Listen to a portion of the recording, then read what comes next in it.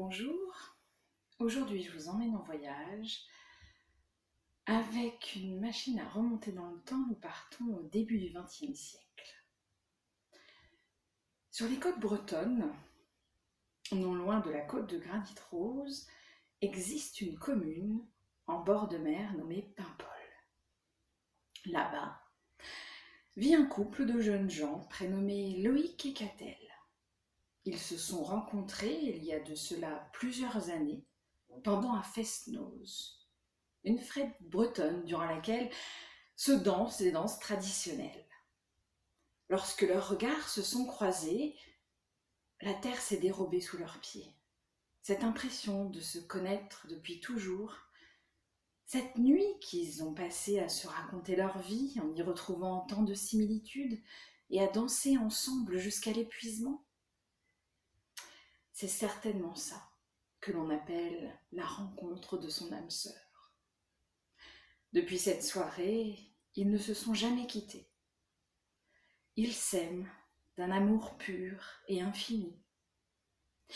C'est pour fêter et célébrer ce lien invisible qui les unit qu'ils ont décidé de se marier. La cérémonie est simple, à leur image.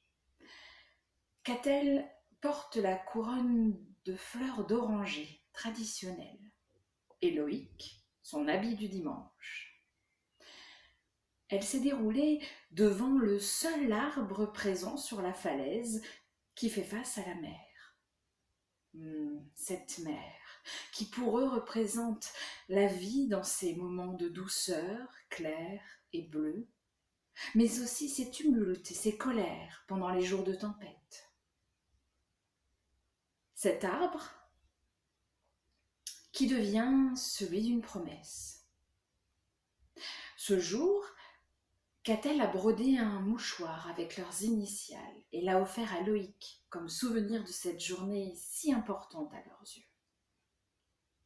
Ce morceau de tissu qui symbolise leur amour sincère et profond.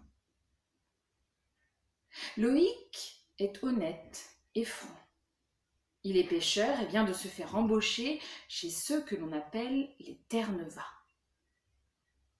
Il doit partir très bientôt en Islande pour pêcher la morue. Catel est une jeune femme dynamique et exerce le métier de couturière avec une grande dextérité. Il rêve de fonder une famille. Vient le jour du départ. Catel lui fait promettre de revenir et lui dit qu'elle viendra au bord de la falaise où ils se sont mariés pour l'attendre et lui envoyer toutes ses pensées les plus douces. Avant de partir, Loïc vérifie qu'il est dans sa poche le mouchoir brodé par sa bien-aimée. Il lui a demandé d'y mettre quelques gouttes de son parfum. Cet effluve fleuri qu'il prend tant de plaisir à sentir dans le cou de sa petite femme chérie. Loïc s'éloigne du port à bord du grand voilier, le Carantèse Armor, ce qui signifie « amour de la mer », avec toute l'équipe de marins-pêcheurs. Catel reste seul. Il lui vient l'idée de confectionner chaque jour un drapeau de couleurs vives sur lequel elle brode avec amour un message pour son bien-aimé. Le premier dit « Que mon amour t'enveloppe telle une douce brise et te caresse le visage, comme mes doigts qui en connaissent par cœur les contours pourraient le faire. » Ainsi, elle se rend au bord de la falaise pour l'attacher à l'arbre à promesse afin que ses mots s'envolent avec le vent. Quelques jours après le départ de Loïc, elle ressent des sensations particulières et nouvelles qui s'éveillent en elle. Elle comprend rapidement que leur souhait de devenir parents va être exaucé. Elle attend un enfant. Elle le sent. Une joie immense la submerge. Elle réfléchit alors à ces messages quotidiens qui battent au vent et se dit que, comme cet enfant, il pourrait être un lien avec Loïc. Elle entame alors la confection d'une couverture puzzle en assemblant ses messages. Cet édredon d'amour qui pourra recouvrir ce petit être. Un lien familial qui se construit malgré l'éloignement. La vie reprend son cours avec un espoir, celui que son amour soit présent quand l'enfant viendra au monde. Loïc, de son côté, découvre une nouvelle vie, la vie de marin-pêcheur en haute mer. Il comprend la puissance des déferlantes, ces énormes tempêtes que lui et ses compagnons doivent essuyer, cette force étrange qui vient s'abattre sur la coque du navire. C'est pendant l'une d'entre elles qu'il ressent au fond de lui un lien nouveau, qu'il ne saurait expliquer, mais qui reste présent depuis. Il n'a pas peur des intempéries, car il sait que son amour pour Catel est encore plus fort. Il reviendra chez lui, il l'a promis. Durant son voyage, Loïc et l'équipage sont amenés à s'adapter, non seulement à la mer qui se déchaîne et au climat de l'Islande qui est bien plus froid que celui de la Bretagne, mais aussi à des rencontres peu communes, comme celle avec une baleine géante. Ce jour-là, tous les gars ont bien cru que leur dernière heure était arrivée. Chacun sait que chez les Terre-Neuve, tout le monde ne rentre pas au port d'attache. Mais l'appel de la mer est fort chez les pêcheurs. Il coule dans leurs veines, et puis il faut nourrir les familles, rester là-bas. Alors, pour toutes ces raisons, ils se battent pour rester en vie. Pour se donner du courage, Loïc ressort régulièrement le mouchoir de Catel, qu'il tient fermement pour le faire flotter au vent, afin de sentir encore et encore le parfum de la femme qu'il aime. Durant ces mois d'absence, Catel, de son côté, voit son ventre s'arrondir et la couverture s'agrandir. Elle sourit doucement en se disant qu'elle sera bien grande pour un enfant. Un jour, on ne sait jamais quand, le bateau rentre au port, après des mois en mer. Ce jour-là, la première personne à le voir de loin prévient tous les habitants du village. Ce message se répand comme une traînée de poudre. C'est le soulagement pour tous. Une immense joie et un esprit de fête envahit alors toutes les ruelles. Catel, elle, est dans sa maison à broder un petit vêtement pour son enfant quand elle entend le crieur dans la rue. Elle se pique le doigt et son cœur se met à battre si fort qu'elle a l'impression qu'il va sortir de sa poitrine. Elle se lève pour rejoindre les autres au port.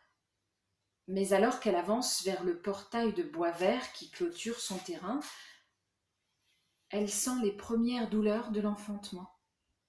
Elle s'agenouille et essaie de reprendre son souffle. Au port, c'est l'effervescence. Les marins descendent de grosses cargaisons de poissons. La pêche a été bonne. Et puis, ce sont les retrouvailles. Chacun retrouve sa chacune. Les baisers s'envolent de tous bords. Les jeunes enfants restent parfois un peu en retrait devant ce papa qu'ils n'ont pas vu pendant si longtemps et qu'ils ont parfois du mal à reconnaître. Loïc cherche Catel du regard parmi cette foule. Il attend avec impatience de croiser ces yeux qui l'aiment tant. Pourtant, il faut bien se rendre à l'évidence. Elle n'est pas là.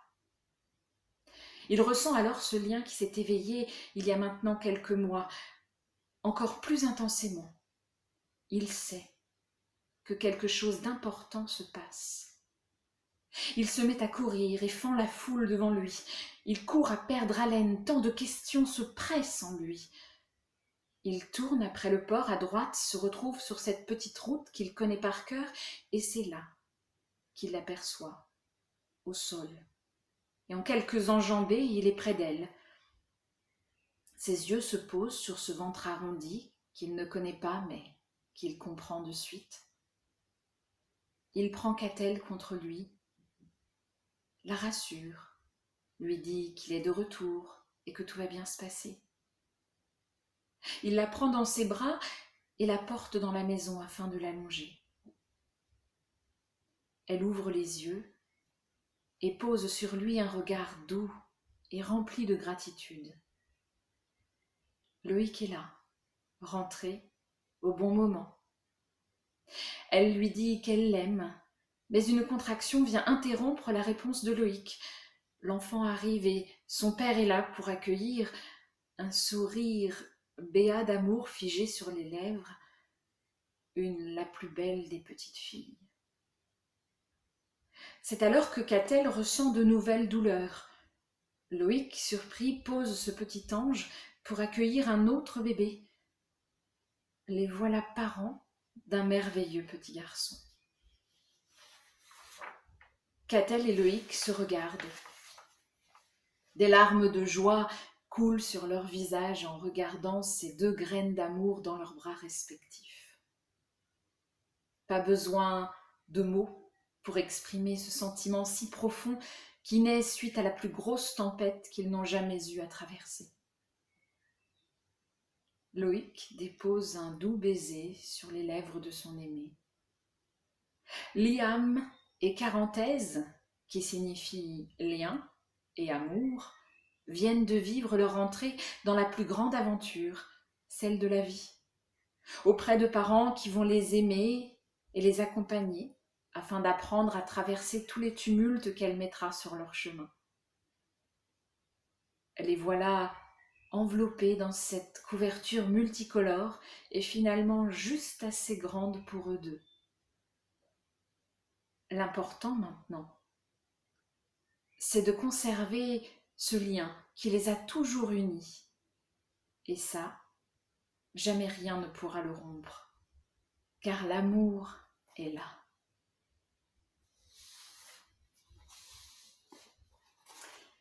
Et bien voilà. Je vous remercie. Et si vous souhaitez vous aussi participer à ce grand projet autour du lien, eh bien nous attendons avec impatience toutes vos productions. À bientôt.